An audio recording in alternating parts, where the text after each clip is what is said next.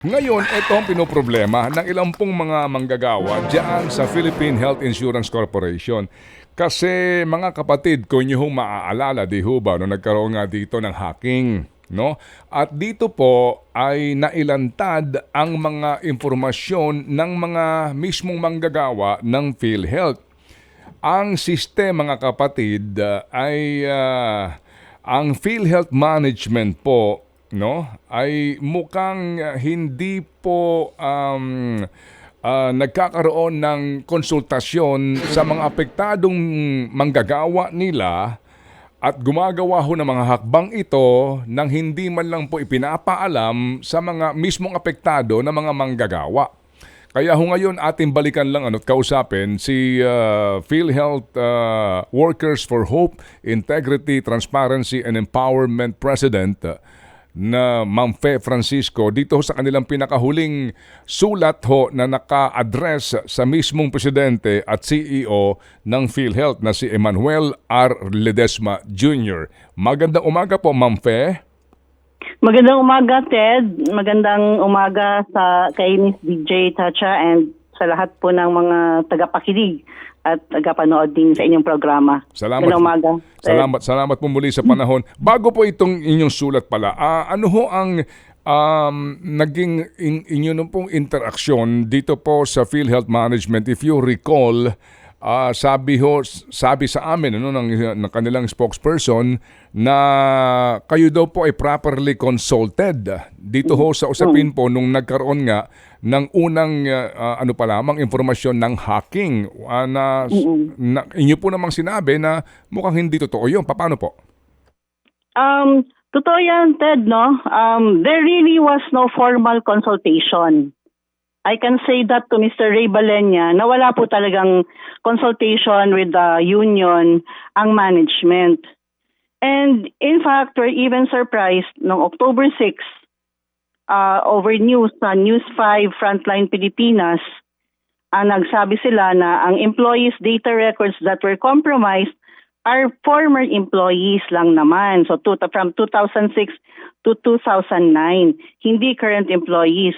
Pero nakikita namin yung mga ID namin over the social media, yung fina-flash nung Medusa, nakikita namin.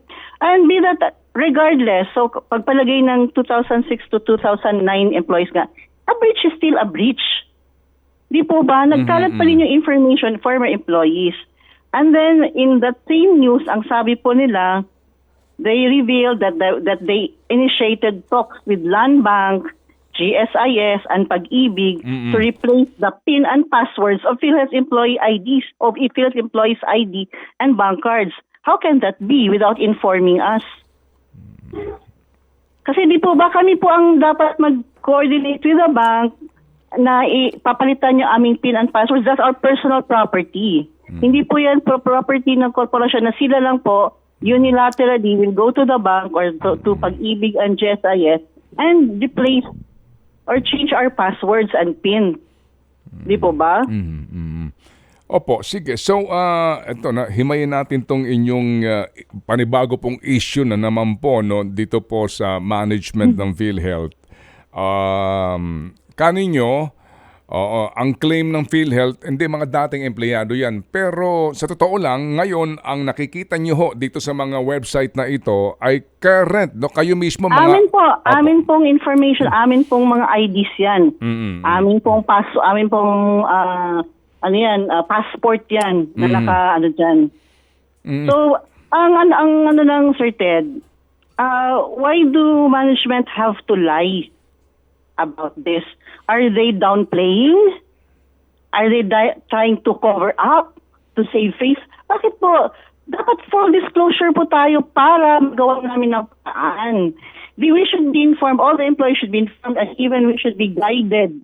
Kasi hindi po namin ang mga karamihan sa mga empleyado, hindi po alam anong gagawin po kahapon ako na interview ng isang cyber security expert. You have to change your SIM.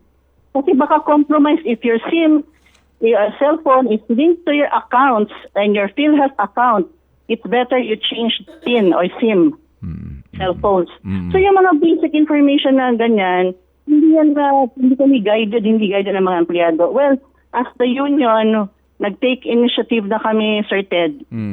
We are coordinating with the cybercrime unit of the PNP, all the regions, in all the regions, para ma-heads up sila in case lang may pagka-problema ang aming mga members, ay kokontakin at magko-coordinate po kami sa cybercrime unit ng PNP on our own initiative, not management.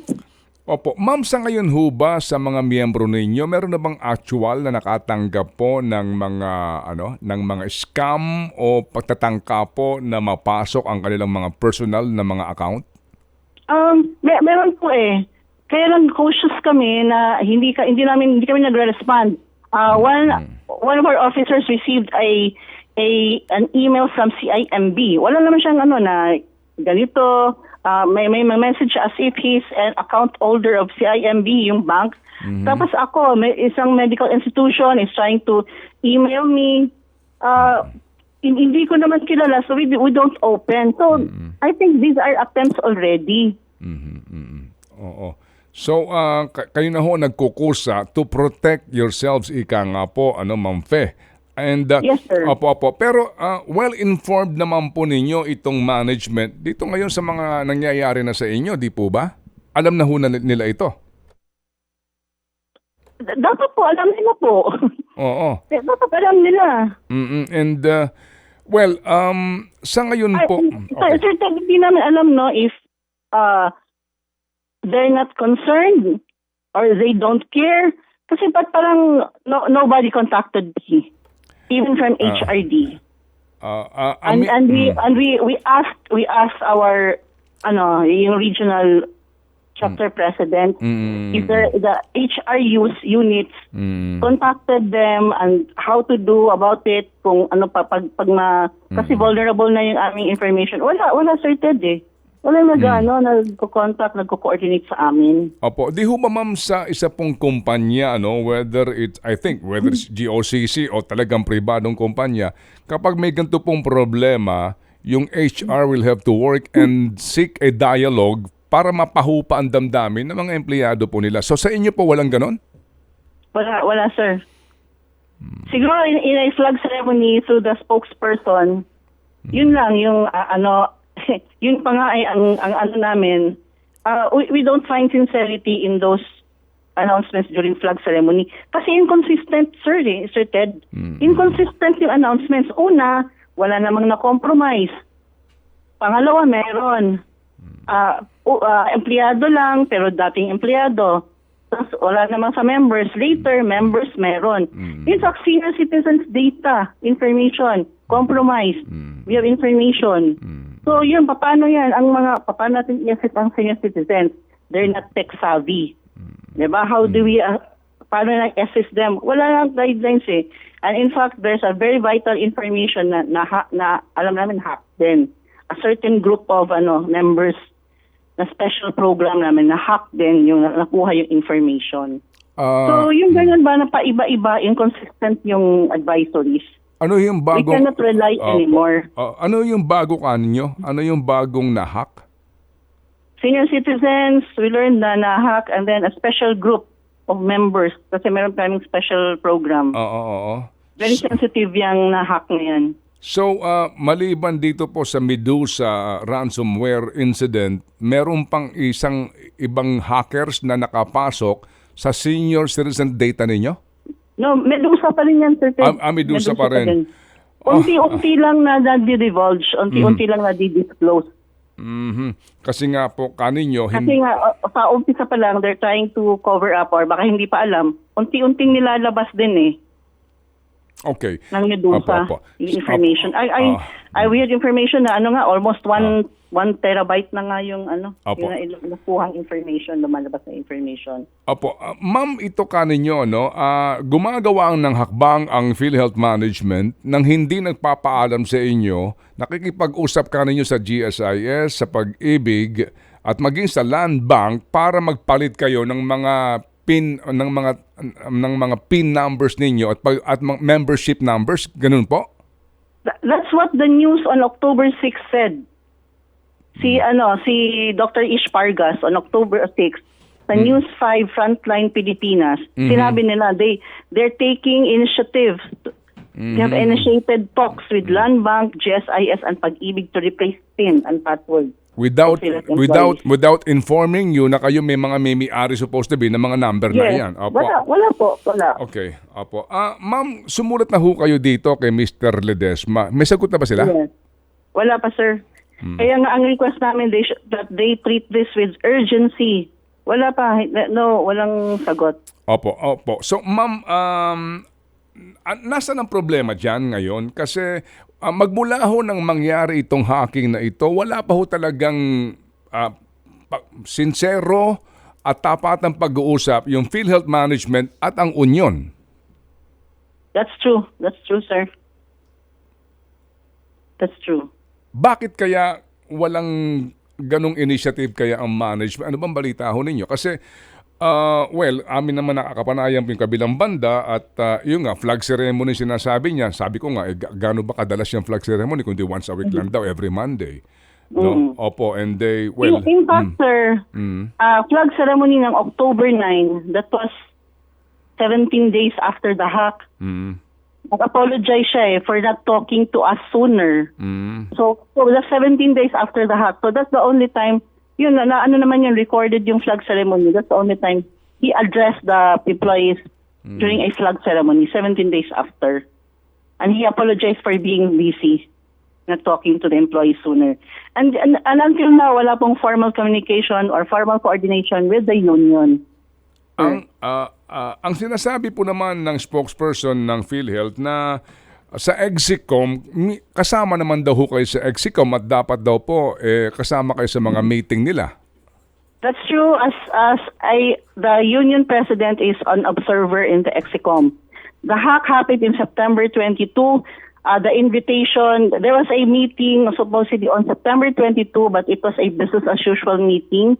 The notice of meeting was released on September 21. So, September 22 po yung meeting, but it was a business as usual, first day of the hack. I was invited only on October 6 for an October 9 meeting. So, wala po akong, after the hack, there's no notice of the invitation of a meeting to the union. So, magmula noong October 6 na meeting na iyon, hanggang ngayon, wala pang Exicom meeting ulit? Meron, sir, but I no longer attend the Exicom meeting because on October 9, Secretary Bosa, I learned that Secretary Bosa announced during a DOH flag ceremony on October 9 that the Exicom has already been removed. That the Exicom has already been stripped of their duties. So, hindi na po ako umupo, hindi na po ako kasi anong authority ng itong Exicom to call for a meeting when they've already been stripped of their duties and responsibilities, sir. Okay, so hindi nyo na sila kinikilala? Yes, sir. Opo. Pero hindi... And din sa ngayon, sir, the management is really trying to cover up this breach, and in fact they've been lying. Nasa naman yan that's on record. There have been attempts to lie, especially sa Senate hearings. In one of the hearings in October 11, may hearing and PCO Ledesma and Secretary Bosa was there. Ang sabi ng management, they've already paid the hospitals 76% of the 27 billion Philhealth owed the hospital. And Secretary Bosa was there saying, walang naibayad sa hospitals pa. So, andun yung aming chairman of the board and the vice chairman of the board. What does it say? Na parang hindi nagsasabi ba ng totoo si PCO Ledesma? Because the Secretary of Board has the records na wala na naibayad sa hospital. And here they are, the Exicom, saying na merong naibayad sa hospital. So what does it tell us? They tell lies about the what information were compromised, and pati yung mga payments sa hospital. So how can we believe them now? How can we have lost, as I said, no, during the first interview, we have lost trust and confidence in them anymore. We don't know what they're saying, which one is true and which one is not. So we don't trust them anymore. We don't have confidence in them anymore. In fact, kung meron silang delikadesa, they have to step down and give way to officers who can handle this crisis. Hanggang ngayon, hindi na na-handle yung crisis eh. Ano ang gagawin? Walang guidelines sa aming frontliners. Pupunta, magbabarge in yung members. What to do? In case lang na sabihin nila compromise. Walang guidelines ang mga frontliners namin. What to do? Meron verbal instructions, but those are not uniform instructions, standard instructions what to do. So kawawa naman yung mga empleyado na nasa frontline. Sila yung nabubuntunan ng galit ng mga miyembro. So, sir, they should step down already. They've been stripped of their duties and responsibility. So how come bakit sila magtatawag pa ng mga EXCOM meetings? So and over the weekend, there's an attempt. Ito, pinopoliticize ang problema. Ito, sir, pinopoliticize. May lumabas na article na sinusulot yung position, presidente ng isang board member na Upsilon, mga ganyan, pinopoliticize. So, pinagsasabong, ang sabi ng columnist na he doesn't know PCO Ledesma, he doesn't know this board member, pero bakit meron siyang information na ganyan? So there's somebody feeding the information. So bakit pinopoliticize? Are they, ginugulo ba ng issue? Are they trying to muddle the issue? Please stop the politicizing. This is simple negligence and incompetence of the EXCOM. So please, kung may delikadesa po kayo, you step down, PCO Ledesma, get off from your high horse, sir. Command responsibility dictates that you are responsible and accountable as the head of the EXCOM. Yun lang po yung amin sa mga empleyado eh. In fact, I've read the Data Privacy Act. We can sue. We can sue management. Alam niyo sir, nabasa ko yung sa Data Privacy Act. Large scale violation. At least 100 persons is harmed or affected. Ito million po eh. Milyong Pilipino ang apektado. Large scale violation. For a public officer who violates the Data Privacy Act, disqualification to occupy public office. And who is responsible?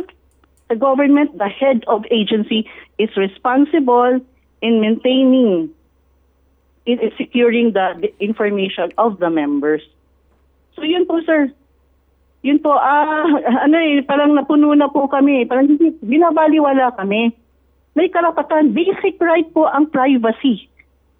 Opo. It's a basic human right. Pero parang hindi siniseryoso eh. Na-violate na po yung aming privacy dito. Basic human right po yun. So, sa data privacy, we have the right to sue. So are you going to do that? We are planning in behalf of the members also. In behalf of the members. Kasi parang baliwala. Even President Bongbong Marcos, bakit po tahimik kayo po sa issue na ito? Di po ba? Bakit hindi po kayo nagsasalita? Kayo po ang nag-appoint ng aming presidente dyan, dito sa Philhealth. So ba't hindi po kayo nagsasalita? Malakas ang aming PCO Ledesma kay Presidente Bongbong Marcos or kay First Lady. Pinagmamalaki nila. And then sir, pwede ba ako manawagan na rin sa board namin? Go ahead, ma'am. To implement what they have decided. They have decided to remove the EXCOM in a meeting on October 7. Implement that and start the rebuilding process immediately so they can start the rebuilding. Hindi po makakapag-rebuild ang Philhealth kung nagbabangayan po ang mga officers. There are people trying to, yung kapit tuko sa posisyon, Kahit yung pinapa-step down na kapit ko sa posisyon. Bakit? 'Di ba? You give way to people who can handle the crisis. Yeah, that's the honorable thing to do. Sa kultura sa Japan, nakaharakiri na yan, honorable thing to do. Pero ngayon, andyan pa din. So, ma'am, inyo pong pinagbibitiw ang Exicom and pinangungunahan nga ito ni President and CEO Emmanuel Ledesma Jr. Yan po ang inyong hinihingi sa kanya na mag-resign na siya. Ano po? Opo, malinaw yun. Ano po ang balak niyong gawin kung meron man kung hindi siya mag-resign?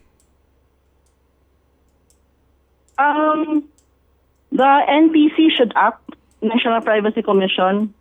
Sa Data Privacy Act, sila yung sila yung body to file case against officers.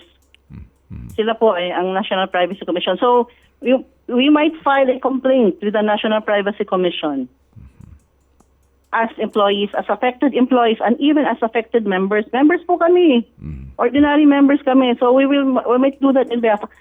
Incidentally, sir, I am also the Secretary General of Kamagfi, kapisanan ng mga manggagawa sa GOCCs and GFIs. It's a group of GOCCs and GFIs. Yun po ang aming din panawagan, the Exicom to step down. And we are also planning to file a class suit. And also, I'm also the member of the Bukluran ng Manggagawang Pilipino, the Central Committee of the Bukluran ng Manggagawang Pilipino. It is composed of private unions. So, attempt yan, they're also anticipating. So, sir, this is not a call of the union of Philhealth only. This is a call of the members, union, both private and government unions. Opo. Sige. So, ma'am, will this also result in a petition? Sorry, ma'am, hindi naman sa pinangungunahan ko, pero naisip lang po ng iba na para makpakinggan na kayo ng presidente, na magpetition na kayo para tanggalin itong inyong CEO and president? Mangyayari ba yun? O paano po? I don't know if the board, I hope the board will act on it immediately. Philhealth board, so that it won't be messy. Instead of us petitioning, we will focus on the rebuilding and we will focus on helping our members, sir. Okay, sige po. So ngayon po ang atmosphere dyan sa moral ng inyong mga miyembro, sa inyo na humanggaling dito po sa inyong mga hinaing na ito na atin po napakinggan. Mahaba-haba itong hinaing. Mga punto po naman din po na dapat din natin mapakinggan dahil miyembro po tayo dito sa Philhealth na ito. Itong ating kausap, ang presidente ng Union na sila ho naman ang frontliner sa ahensyang ito. Go ahead po, ma'am. To all the members, sir, my message to all the members. Yes, ma'am. Opo. To all the members, on our own initiative, we might create a helpline. There's no helpline. Siguro we can use this program, Sir Ted, kung mayroong mga members na gustong mag-reach out, nagpapahihingi ng tulong, you can coordinate with me, sir, for any assistance that we can give the members. So helpline, this might entail reconstructing of records, sir. I-reconstruct kung talagang compromised yung records. So we will need the cooperation of the members kasi sila naman po ang magbabago niyan ng mga kanilang mga information or vital information sa amin. So we need the cooperation, and again, sincerely we apologize for this mess. We call it mess. Pasensya na po. We will rebuild, sana maibalik nyo pa ang tiwala. Kami na po sa Union na nakiyon, sana maibalik nyo ang tiwala sa Philhealth, sa mga empleyado na nasa frontline na nagtatrabaho lang at handang tumulong po sa inyong lahat. Nagpapasensya na po kami. Sorry po for this mess, and we will work this out together.